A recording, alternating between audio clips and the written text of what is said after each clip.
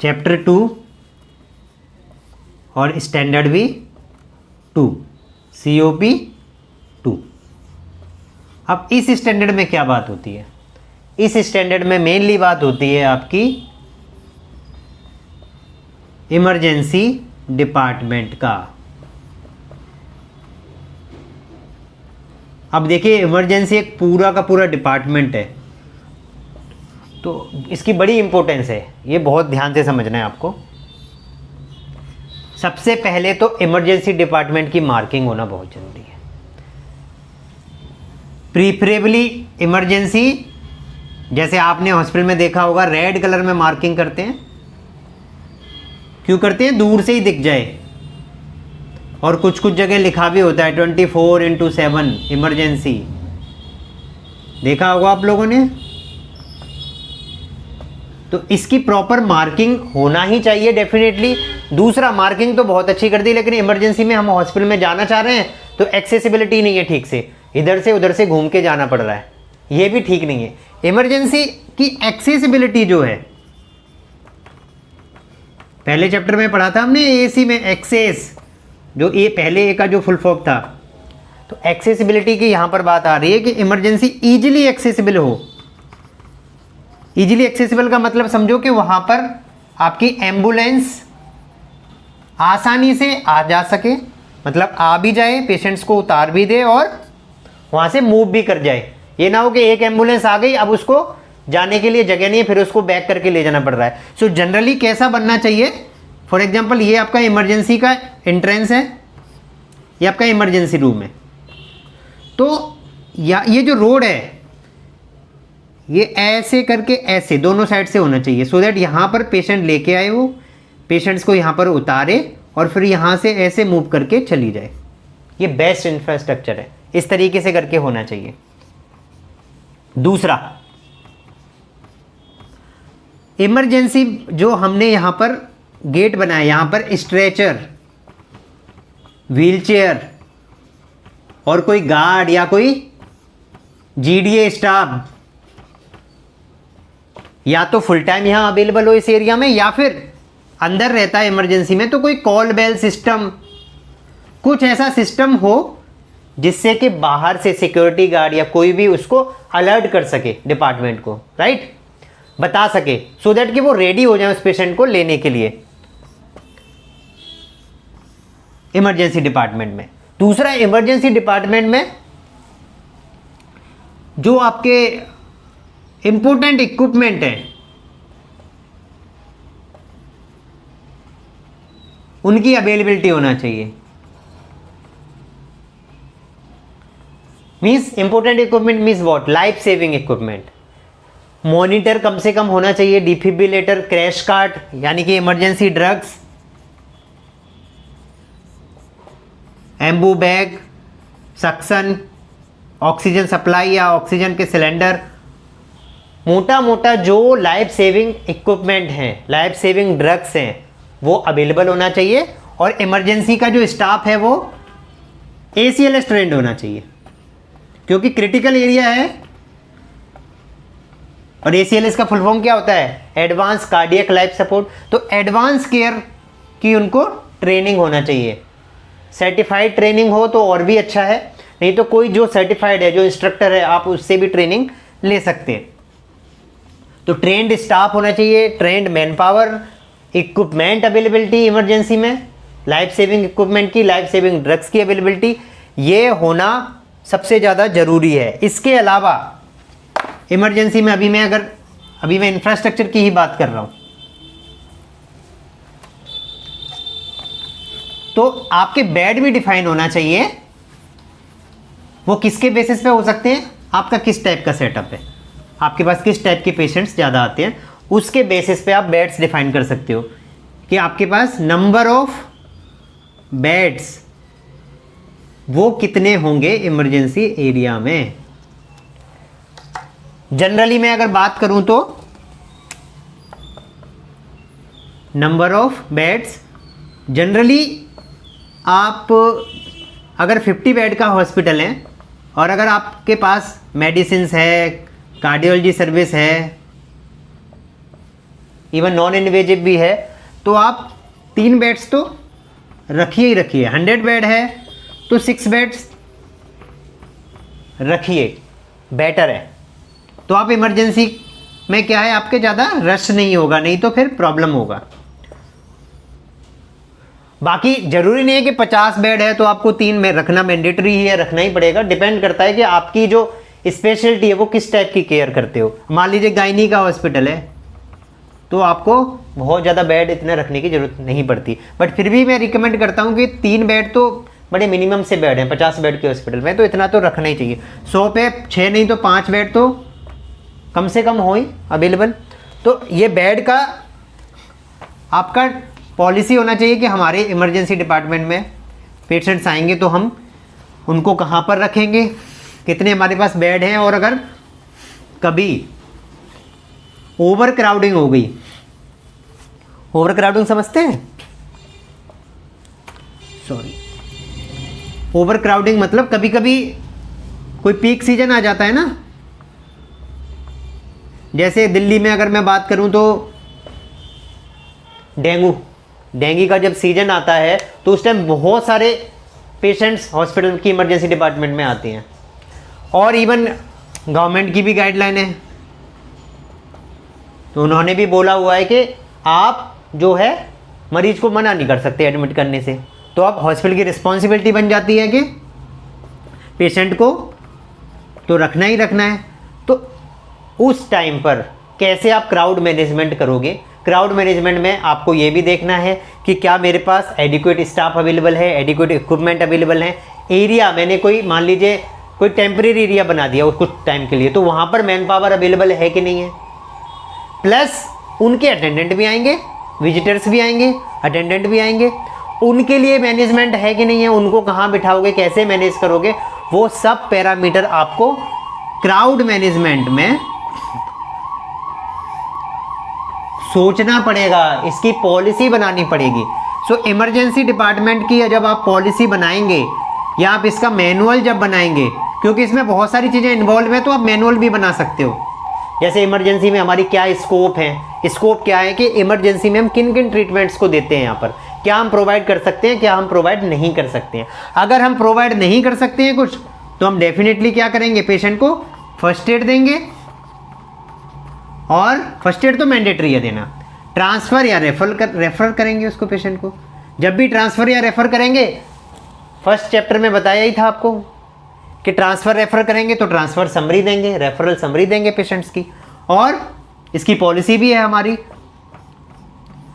आपके पास एक रजिस्टर भी होना चाहिए इमरजेंसी डिपार्टमेंट। आप एक कॉमन रजिस्टर भी बना सकते हो या अलग अलग रजिस्टर बना सकते हो। सो पेशेंट आपके पास आया, कोई भी पेशेंट, वो पेशेंट का आउटकम क्या था, आप एक सिंगल कॉलम बना सकते हो या आप अलग अलग कॉलम बना सकते हो, it's up to you. But इस आउटकम का मतलब क्या है वो समझ लीजिए। आउटकम का मतलब है जो पेशेंट आया, इन हुआ, वो कैसे गया। कैसे गया का मतलब या तो वो इमरजेंसी से ही डिस्चार्ज हो गया होगा, डॉक्टर ने बोला होगा ठीक है आप ये ट्रीटमेंट हमने आपको दे दिया है, अब आप घर पे ये दवाई ले लेना, बाद में आप ओपीडी में दिखाने आ जाना, या कुछ प्रॉब्लम हो तो आ जाना या फ़ोन कर लेना। या वो पेशेंट एडमिट हो गया होगा, हो सकता है उसको प्रॉब्लम ज़्यादा रही हो, डॉक्टर ने एडवाइस कर दिया हो एडमिशन। या वो पेशेंट ट्रांसफ़र या रेफर हुआ हो, ये हो सकता है। या वो पेशेंट की डेथ हो गई हो। कहने का मतलब ये है पेशेंट चाहे कैसे भी इमरजेंसी में आया, उसके बाद जो वो गया तो वो कहाँ गया। तो डिपार्टमेंट की बात कर रहे हैं तो डिपार्टमेंट को तो लिखना पड़ेगा नहीं कहाँ गया, उसके यहाँ से तो चला गया ना, भले इन पेशेंट भी हो गया, हॉस्पिटल में ही एडमिट हो गया, पर लिखना पड़ेगा। सो आउटकम तो लिखना पड़ेगा, पेशेंट एडमिटेड और पेशेंट डिस्चार्ज और पेशेंट रेफर्ड और ट्रांसफर्ड और पेशेंट की डेथ हो गई या पेशेंट एब्सकॉन्ड हो गया।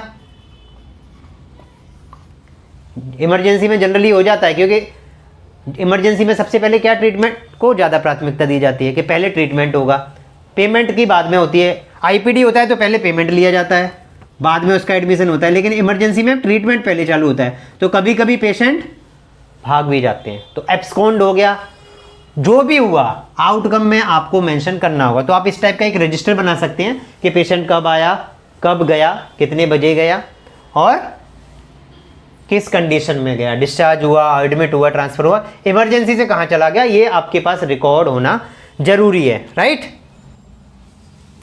अब जब पेशेंट इमरजेंसी में आएगा,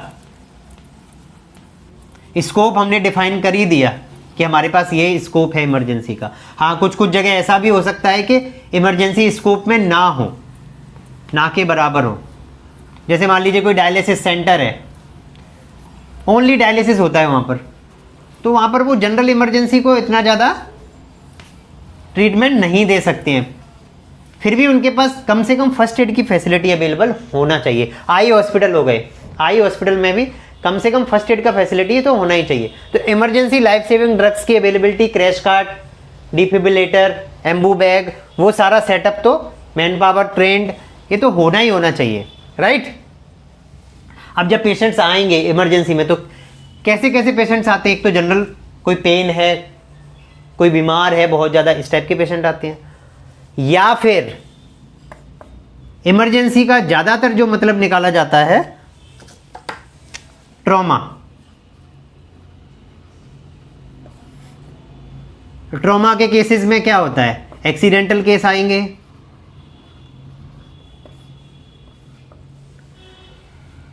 या फिर इमरजेंसी में किस टाइप के पेशेंट आ सकते हैं, जैसे मान लीजिए कोई फांसी लगा के आ गया, ठीक है ना, या फिर कोई फॉल फ्रॉम हाइट का केस है, कोई बिल्डिंग से ऊपर से हाइट से गिरा है, फॉल फ्रॉम बिल्डिंग, तो कोई हाइट से गिरा है, किसी स्नेक बाइट का कोई केस आया है, कोई पॉइजनिंग का केस आया है, ऐसे ही तो केस आते हैं जनरली इमरजेंसी में कभी कभी। ऐसे केसेज, इस टाइप के केसेज को हम क्या बोलते हैं, एमएलसी बोलते हैं, मेडिको लीगल केस। अब मेडिको लीगल केस जो है, अगेन इमरजेंसी सर्विसेज का आपका पॉलिसी या मैनुअल जो है उसमें आपका एमएलसी पॉलिसी भी कवर होना चाहिए। अब एमएलसी पॉलिसी क्या है, अगर ऐसा पेशेंट आया जो कि संदिग्ध है, किसी ने पॉइजनिंग खाया है, मतलब जहर खा के आया है, किसी को सांप ने काट लिया है, किसी को डॉग बाइट का केस है, ऐसे केसेस जिसमें थोड़ा सा संदिग्धगी है, थोड़ा सा लग रहा है कि कुछ फॉल प्ले है, आपको ये डॉक्टर डिसीजन लेगा। कौन लेगा, डॉक्टर, जिसको हम सीएमओ बोलते हैं, कैजुअल्टी मेडिकल ऑफिसर। उसकी रिस्पॉन्सिबिलिटी है कि वो पुलिस को इंटीमेट करे। जब भी कोई मेडिको लीगल केस आए तो पुलिस को जरूर बताना है, जिसको हम बोलते हैं पीआई, पुलिस इंटीमेशन। तो इसका एक फॉर्म होता है, अगर आपके ने नहीं बना रखा है तो आप ये फॉर्म डेवलप करिए, ठीक है, अपने ऑर्गेनाइजेशन में, और इसको स्टार्ट करिए। Police intimation is very necessary. अब ज़्यादातर कई केसेज में मैंने देखा हुआ है कि हॉस्पिटल में क्या करते हैं, हमें कोई एमएलसी नहीं करानी है, ऐसा पेशेंट या पेशेंट के अटेंडेंट से एक पेपर में लिखवा लेते हैं कि इन्होंने मना कर दिया था इसलिए हमने पुलिस को इंटीमेट नहीं किया। ये बिल्कुल रॉन्ग प्रैक्टिस है। कल को इनका कोई रिलेटिव या किसी और ने कंप्लेंट कर दी कि तो इस हॉस्पिटल में गया था, देख इसको ये प्रॉब्लम हुई थी, तो हॉस्पिटल में पुलिस आएगी, पूछेगी, पता लगेगा कि आपके पास पेशेंट आया था, तो हॉस्पिटल फंस जाएगा। तो ऐसी प्रैक्टिसेस गलत हैं। आपको तो पुलिस को इन्फॉर्म करना है, आपकी रिस्पॉन्सिबिलिटी खत्म हो गई। अब वो सच में एमएलसी है नहीं है, ये पुलिस तहकीकात कर लेगी। अगर सांप ने काटा है, खुद फांसी लगाई है, खुद ने लगाई है या किसी और ने उसको बांधा है गले में फंदा, ये सब पुलिस का काम है तहकीकात करने का। कुत्ता रोड पे चलते काट गया, वो खुद भी बोल रहा है ना, तो भी आपको पुलिस को इंटीमेट करना है, क्योंकि पुलिस का काम है इन्वेस्टिगेशन करना, हॉस्पिटल का नहीं। उसका तो क्या काम है, सीएमओ का काम है कि उसको संदिग्ध लगा कुछ भी तो पुलिस को इन्फॉर्म कर दिया। अब जब कोई एमएलसी केस होता है तो एक एमएलसी भी बनती है, इसका एक रजिस्टर होता है। इस रजिस्टर में क्या होता है, जनरली एक पिक्चर होती है ह्यूमन की जिसमें मार्किंग करनी होती है, तो उसमें पूरा डिटेल्स लिखना होता है, 2 थंब इम्प्रेशन लेने होते हैं पेशेंट के, मतलब दोनों हाथ के अंगूठे का निशान उस पर लगवाते हैं, आइडेंटिफिकेशन मार्क लिखते हैं उसमें, पुलिस को जो इंटीमेट किया उसका डॉकेट नंबर वगैरह वो सब चीज़ें डिटेल्स लिखा जाता है एमएलसी में। तो वो एमएलसी फॉर्म भी होना मैंडेटरी है। इसकी जनरली 3 कॉपी होती है एमएलसी की, एक कॉपी, और इस पे नंबर्स होते हैं। नंबर क्यों जरूरी है ये भी समझ लो। अगर इस पे नंबर नहीं होंगे तो बीच में से कोई भी एमएलसी केस फाड़ देगा। मान लीजिए मेरे कोई रिश्तेदार है, मेरे हॉस्पिटल में जान पहचान है, मैंने कहा नहीं यार इनका ना हटा दो ये केस, तो मैं हटवा सकता हूँ, लेकिन नंबर होंगे तो फिर चाहते हुए भी नहीं हटा पाएंगे, क्योंकि वो नंबर सीरियल वाइज चलेगा वो उसमें से। तो 3 कॉपी क्यों रखते हैं, एक तो इसमें नंबर चलता रहेगा, जो इमरजेंसी का एमएलसी जो बुक होगी उसमें वो कॉपी रहेगी, दूसरी कॉपी जो है वो फाइल में लग जाएगी, एक तीसरी कॉपी जो है वो पुलिस के पास जाएगी। तो एक तो आईपीडी फाइल में हो गई, एक उसी रजिस्टर में रहेगी जो एमएलसी रजिस्टर है या एमएलसी का जो भी आपने फॉर्म बनाया हुआ है वो कॉपी एक रिटेन रहेगी इमरजेंसी डिपार्टमेंट में, एक कॉपी जाएगी पेशेंट की फाइल में और एक कॉपी जाएगी पुलिस के पास। ठीक है, तो ये बहुत इंपॉर्टेंट एस्पेक्ट है एमएलसी का। इवन हम जब लास्ट चैप्टर में जाएंगे तो हम इसके बारे में एमएलसी फाइल्स को कैसे रखना है वो भी पढ़ेंगे डिटेल में। अब मैं बात करूंगा आपके पास जो एमएलसी केसेज आते हैं, इमरजेंसी में पेशेंट आते हैं, तो उनको रिसीव कैसे करना है। तो रिसीव करने के लिए मैं आपको प्रोटोकॉल बताऊं, एक सिस्टम होता है, इसके लिए भी डिफरेंट स्टैंडर्ड हैं, आप पढ़ सकते हो। ट्राइज एक प्रोटोकॉल है, इस ट्राइज प्रोटोकॉल को हमको फॉलो करना है। ठीक है, पेशेंट को जब रिसीव करेंगे तो अब ये दो तरह की सिचुएशन में अलग अलग हो सकता है। एक तो है कि कोई डिजास्टर हुआ है, डिजास्टर तो समझते हैं ना, कोई मास कैजुअलिटी आ गई, एकदम से 20-25 पेशेंट आ गए, बेड है हमारे पास 5-6, तो उस टाइम पर एक ट्राइज का प्रोटोकॉल फॉलो होगा। दूसरा एक है रूटीन नॉर्मली हमारे पास पेशेंट जो दिखाने आते हैं, जो हमारा वॉल्यूम है, जितना हमारा क्राउड जनरली रहता है वो पेशेंट्स हमारे पास दिखाने आते हैं। दोनों के टाइम पे मैनेजमेंट थोड़ा अलग होगा, लेकिन कैटेगराइजेशन तो करना ही होगा। अब वो कैटेगराइजेशन क्या है, जनरली जो हम ट्राइज में पढ़ते हैं, मेनली पेशेंट को 4 कैटेगरी में हम बांट देते हैं, 4 कैटेगरी। अब वो 4 कैटेगरी क्या है समझ लीजिए। सबसे फर्स्ट प्रायोरिटी जिसको हम बोलते हैं, उसके लिए कलर कोड दिया गया है रेड। इसका मीनिंग होता है मोस्ट अर्जेंट। सबसे पहले तो ट्राइज का क्या मतलब होता है वो समझिए। ट्राइज का सिंपल मतलब है ट्राइज का सिंपल मतलब है कि पेशेंट का जो कैटेगराइजेशन करना बेस्ड ऑन क्लिनिकल नीड्स। तो जो इनिशियल करना है, स्टार्ट करना है पेशेंट का, वो फर्स्ट किसका करना है, पहले किस पेशेंट को ट्रीटमेंट स्टार्ट करना है, ये कैसे कैटेगराइज करेंगे हम। ये हम कैटेगराइज करेंगे ट्राइज के बेसिस पे कि पेशेंट जो है वो मोस्ट अर्जेंट कैटेगरी का है, अर्जेंट कैटेगरी का है, नॉन अर्जेंट कैटेगरी का है, या फिर ऑलरेडी डेड है या अनएक्सपेक्टेंट है। सो प्रायोरिटी फर्स्ट। सेकंड प्रायोरिटी आपकी, उसको हम देते हैं कलर कोड येलो, इसको बोलते हैं हम अर्जेंट। यानी कि इमरजेंसी में जो पेशेंट आ रहा है वो किस कैटेगरी का है, मोस्ट अर्जेंट है, तो हम रेड कलर की मार्किंग देंगे। तो कुछ सेटअप में क्या करते हैं, बेड की मार्किंग कर देते हैं। रूटीन केसेस में मैं आपको इसको, जैसे पेशेंट आया और वो पेशेंट क्रिटिकल है, ट्रॉमा का केस का आया, तो उस पेशेंट को हमने कहाँ रख दिया, जो बेड मार्किंग की हुई ना मैं, रेड वाली बेड की मार्किंग, उस वाले बेड पे उसको लिटा दिया। जो अर्जेंट पेशेंट आया उसको येलो कलर वाले बेड पे लिटा दिया, ठीक है। थर्ड प्रायोरिटी क्या है? थर्ड प्रायोरिटी है हमारी ग्रीन, ठीक है, ग्रीन कलर का। अब ग्रीन में क्या होता है आपका? नॉन अर्जेंट, ठीक है। ग्रीन में क्या होगा?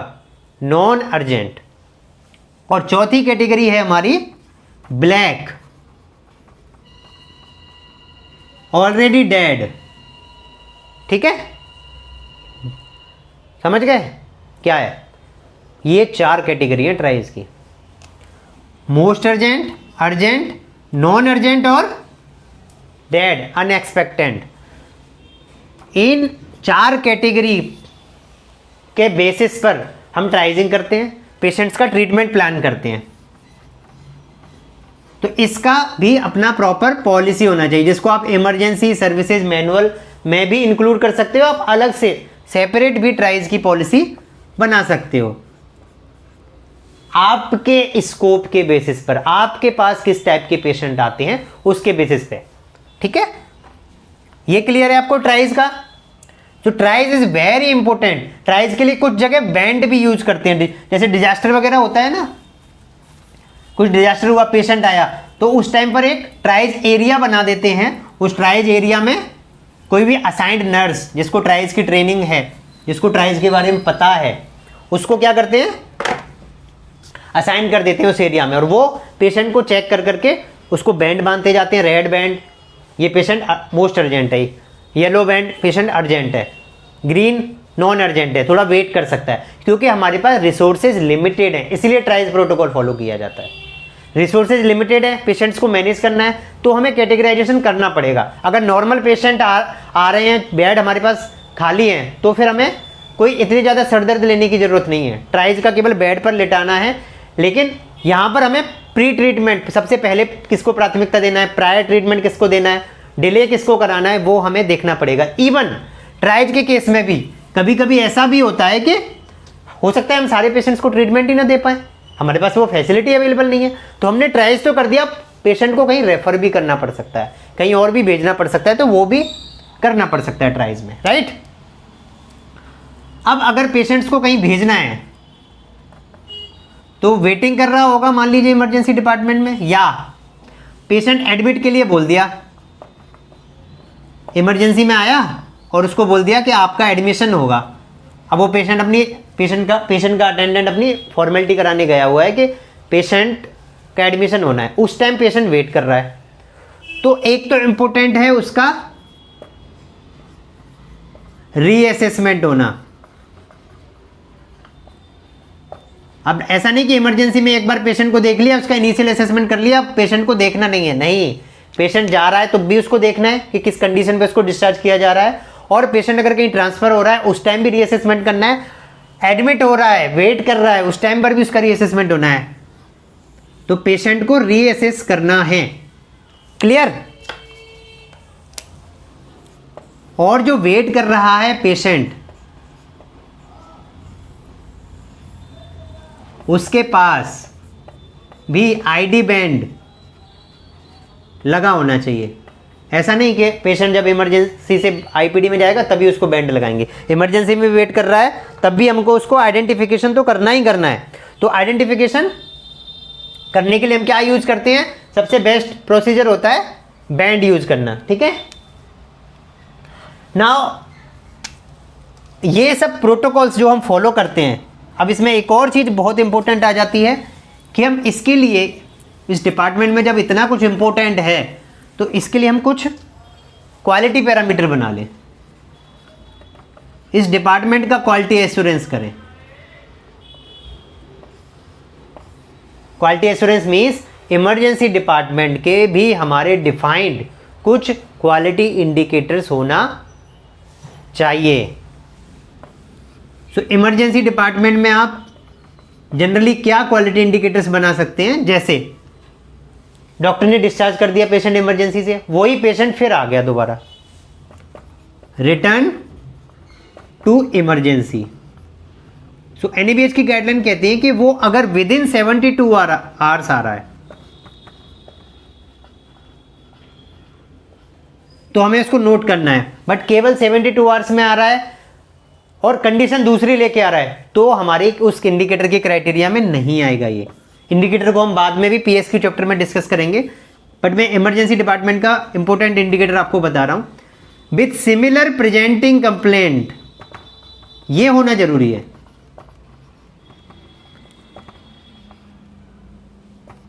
जैसे मैं पेट दर्द लेके आया था इमरजेंसी में, डॉक्टर ने मेरे को ट्रीटमेंट दिया और बोला कि ठीक है आप घर जा सकते हो। मैं घर चला गया, इवनिंग में मैं फिर आ गया, डॉक्टर साहब पेट में दर्द बंद नहीं हुआ, तो उसको हम नोट डाउन करेंगे। इसके लिए आप कुछ रजिस्टर भी बना सकते हो या आप एक्सेल सीट में कहीं पर भी डेटा मेंटेन कर सकते हो, राइट।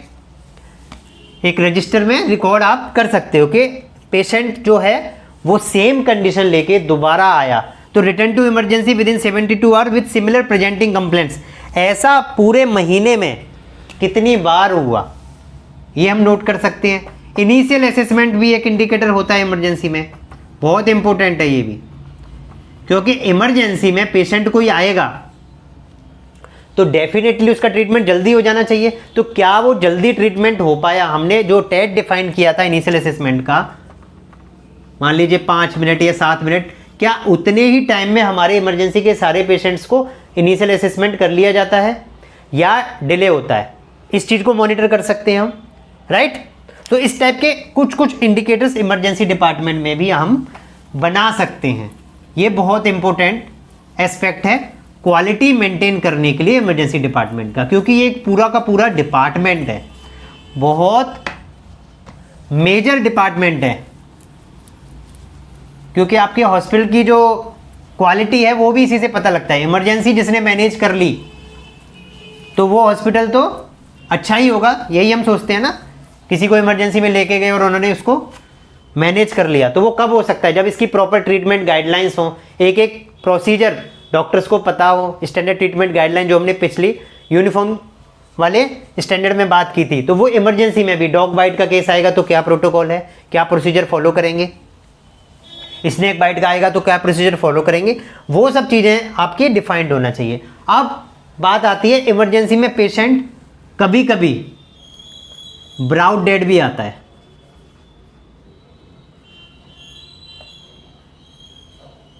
ब्राउड डेड,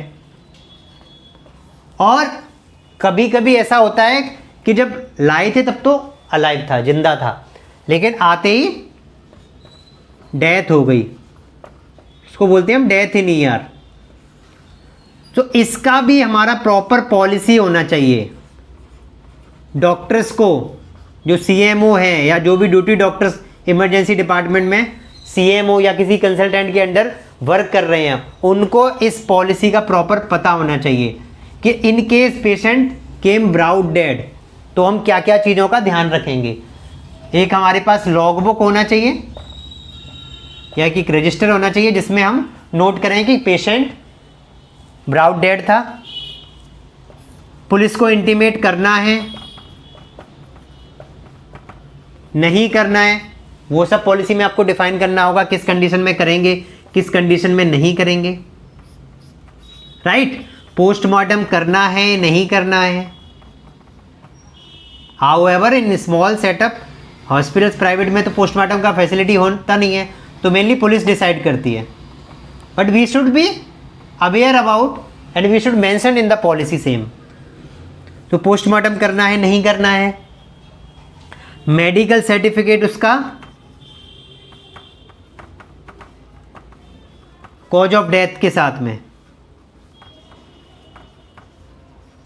या डेथ सर्टिफिकेट जिसको बोलते हैं, वो डिलीवरी करना है, क्या प्रोसीजर है, वो सब आपकी पॉलिसी में ब्राउड डेड के केस में और डेथ इन ईआर में। जैसे डेथ इन ईआर में क्या होता है, पेशेंट आने के थोड़ी देर बाद वो एक्सपायर हो गया, तो उस केस में क्या करेंगे हम? डेफिनेटली हम उसका रजिस्ट्रेशन करेंगे पेशेंट का। ये जो डेथ ब्राउड डेड आया उसका तो हम क्या रजिस्ट्रेशन करेंगे, लेकिन जो डेथ इन ईआर हुई है उसका हम रजिस्ट्रेशन भी करेंगे, ठीक है। और आपको ये भी ध्यान रखना है कि जब डेथ इन ईआर हुई है तो उसका कुछ स्टार्टिंग में हमने क्या किया होगा, डेफिनेटली जब डेथ इन ईआर हुई होगी तो हमने उसका कुछ परफॉर्म किया होगा। क्या किया होगा? हमने उसका ईसीजी किया होगा, डेफिनेटली ईसीजी किया होगा हमने उसका, रिसेसिटेशन किया होगा,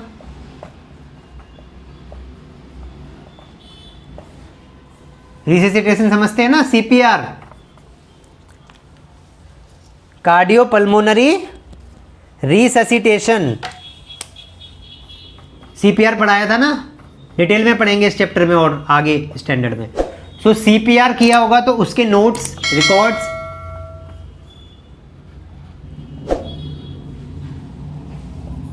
इसका प्रोटोकॉल कि हम डॉक्यूमेंट करेंगे, किस तरीके से करेंगे। अगेन पोस्टमार्टम, पुलिस इंटीमेशन, अगर एमएलसी केस लग रहा है और आते ही पेशेंट की डेथ हो गई, ये रेप विक्टिम आया, उस टाइम तो जिंदा था लेकिन ड्यूरिंग ट्रीटमेंट वो एक्सपायर हो गया, तो डेफिनेटली रेप का केस है तो पुलिस को इंटीमेशन तो जाएगी ही जाएगी। तो वो सब प्रोसेसेस, वो सब प्रोटोकॉल्स आपकी डिफरेंट पॉलिसीज़ हैं, जैसे ओवर क्राउडिंग की पॉलिसी हो गई, इमरजेंसी सर्विसेज की पॉलिसी हो गई, brought dead and death in ER की पॉलिसी हो गई, ट्राइज की पॉलिसी हो गई, आपकी ट्रांसफ़र रेफरल पॉलिसी हो गई, क्वालिटी एश्योरेंस की पॉलिसी हो गई,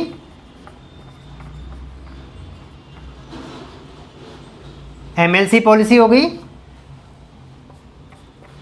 दुनिया भर की पॉलिसीज, बोर्डिंग टाइम भी, इवन बोर्डिंग टाइम क्या होता है? बोर्डिंग टाइम का मतलब है कि इमरजेंसी में कोई पेशेंट आया, अब वो 6 घंटे इमरजेंसी बेड पे लेटा हुआ है, it is not acceptable. Boarding time का मतलब है कि हमें एक टाइम डिफाइन करना पड़ेगा अपनी, चाहे तो वो हम इमरजेंसी सर्विसेज पॉलिसी में कर सकते हैं या आप जो हम इमरजेंसी मैनुअल बना रहे हैं उसमें इन सारे पॉलिसीज प्रोटोकॉल्स को डिफाइन करके उसी में टाइम डाल सकते हैं कि मिनिमम पेशेंट इतने टाइम के लिए या मैक्सिमम इतने टाइम के लिए ही इमरजेंसी में रह सकता है, इसके बाद या तो उसको ट्रांसफ़र कर दिया जाएगा, रेफर कर दिया जाएगा, डिस्चार्ज कर दिया जाएगा या एडमिट कर दिया जाएगा, इमरजेंसी बेड पर नहीं रहेगा क्योंकि वो इमरजेंसी बेड है, ना कि कोई डे केयर या IPD bed. So boarding time means maximum time patient can be there on emergency bed, वो टाइम भी हमको पॉलिसी में डिफाइन करना पड़ेगा, राइट।